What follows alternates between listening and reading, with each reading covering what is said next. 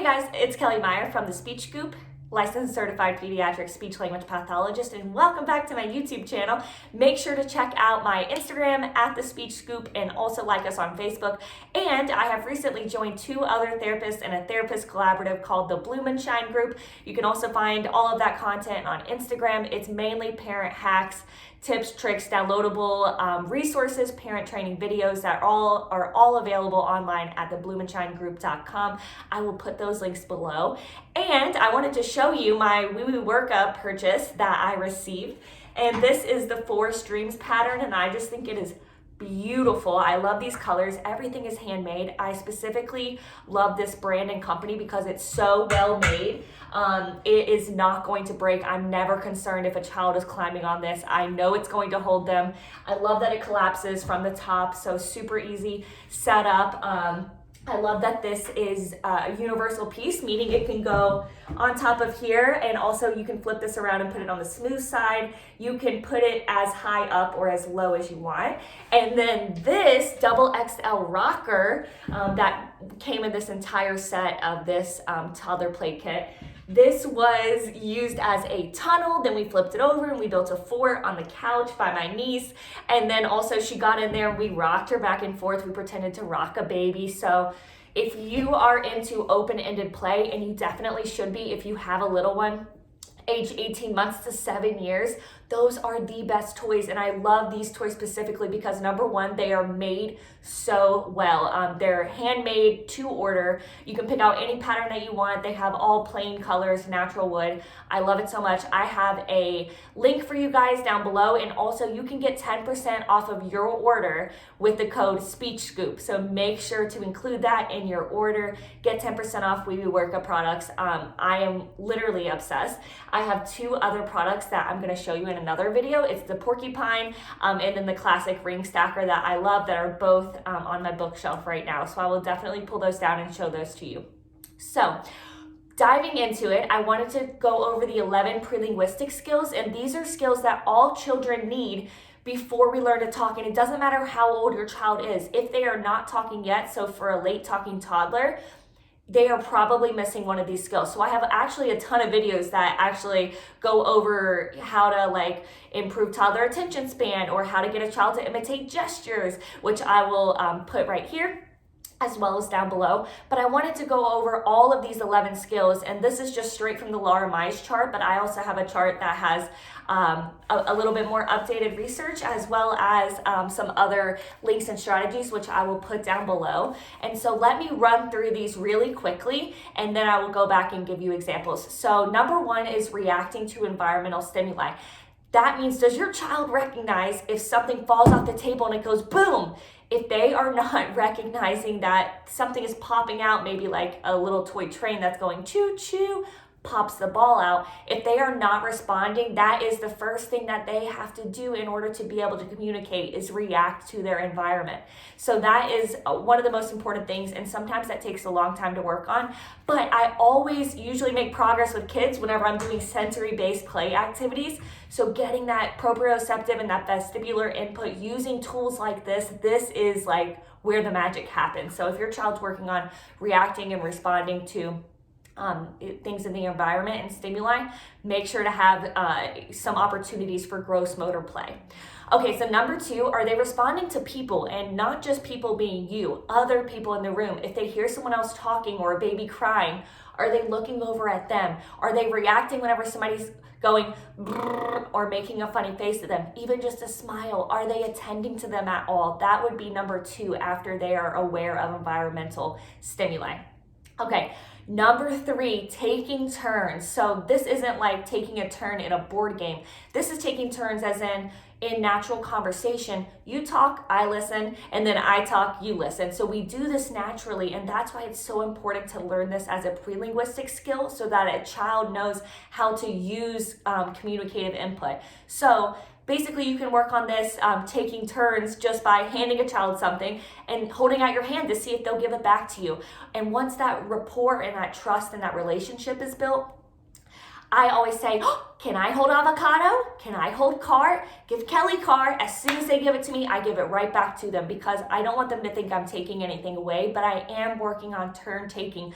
I sneeze something off my head, they sneeze something off their head, or maybe they bring it back to me. That's gonna lead us to another one, but turn taking is so important. So that's number 3. Number 4, developing a longer attention span.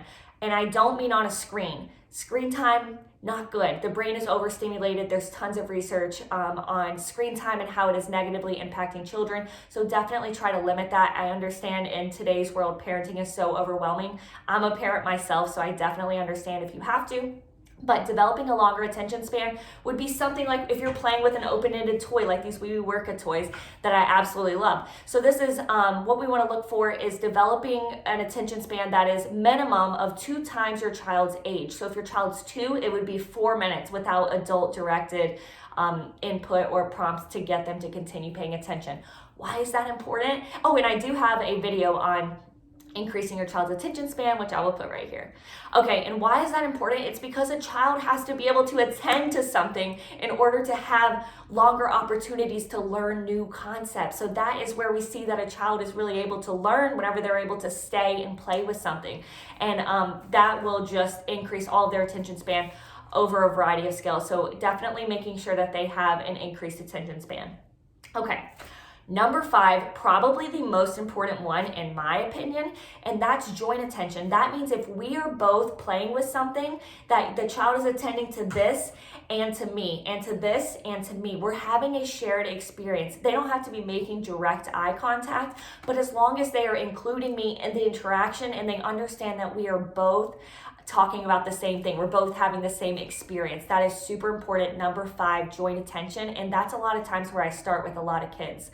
So if you're thinking about your child and you're like, oh wait, like my child hasn't met one of these, don't worry, they might have met other ones. We want to go back and fill in the blanks. We want to strengthen all of these skills so they are all mastered, because those might be the prerequisite skills that are hindering our child from making progress verbally or communicatively, which could just be on their AAC device, on their core board. Using gestures and signs. So definitely continue to go through this list. And even if you think they've mastered number 8, but they haven't met number 2, go back to number 2. Okay, so I'm going to keep moving, guys. Playing with a variety of toys and showing functionality with toys. It's okay if a child is lining up. Totally fine if they just want to look at the wheels. Let's try to make it just a little bit more functional by maybe moving the line just a little bit or running the car into a lion to knock him down. We want to make sure that we are able to take an experience with a child, let them lead the experience, but just build off of it and keep their attention and keep that engagement so I can continue to build all of these skills. So I'm making sure that they are playing with toys, and that could be this toy. Open-ended toys are the best. If it's lighting up and flashing and singing the ABCs, it's not a good toy, because all your child has to do is push the button and then it's doing all the work. You want something that your child gets to create the fort with, or they get to pretend like they're in a rocker, something that they can climb over. So definitely something that is open-ended is the way to go. I do have a toy video, which I will put right here. Okay. Number 7, understanding simple instructions. So this is like, Johnny, go get your shoes, or bring me the keys, or where's your diaper? Go get, help mommy get applesauce, something like that. Very simple instructions your child should be following. If you think your child's just being stubborn and they're not following the directions, see if they understand the instructions by doing it in a fun way, like a fun sing-along song. If you're happy, you know it, clap your hands, but you don't clap your hands. See if they're recognizing the words and understanding those instructions. You can also do it with Ring Around the Rosie. You can also do it with just fun games that you could play, patty cake, peekaboo, things like that. So make sure that your child is understanding information and able to follow simple instructions. Number 7. Okay. Number 8, are they vocalizing in a turn-taking pattern? If I go, boo, are they eventually going to try to use some type of vocalization? Are they going, Are they grunting? Are they using a communicative gesture? Or are they using some form of vocalization in play? If I'm going, are they going to do that back with me? Because that is part of the communicative exchange that is super important. So vocalizing back and forth in communicative intent. Okay. After they're able to make sounds purposefully, right? They're grunting. It could even be mouth closed posture. Don't mind. Number 9, this is where all parents start. Number 9, you're saying to me every time I open my email or every time I get on Instagram, my child's not repeating me. They're not imitating words. I do have a video on imitating words, which I will put right here, but really quickly, they are not imitating words because they haven't yet been able to imitate gestures or gross motor actions. So imitation is such a huge skill. We have to back up. Are they running when you run? Are they clapping when you clap? Are they pointing when you point? Those are the first skills. Then we can work on signs, gestures, sounds. You can use those speech sound hand cues to cue other sounds, which I will put the link to down below. But if your child is not imitating your gross motor, your large motor movements, if I climb up this and climb down, is my child going to climb up this and climb down? That's what I'm looking for first. If I'm clapping, if I'm pointing, I'm going on and on about this, but that is one of the most important ones, and that is where all parents usually start, and that's at number 9, when really we should probably be back at number 5 with the joint attention 9 out of 10 times.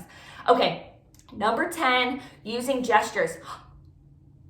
You knew that I was looking at like, where'd it go? Where'd it go? Or, oh, it's over there, right? With a point. Clapping means yay, right? All done.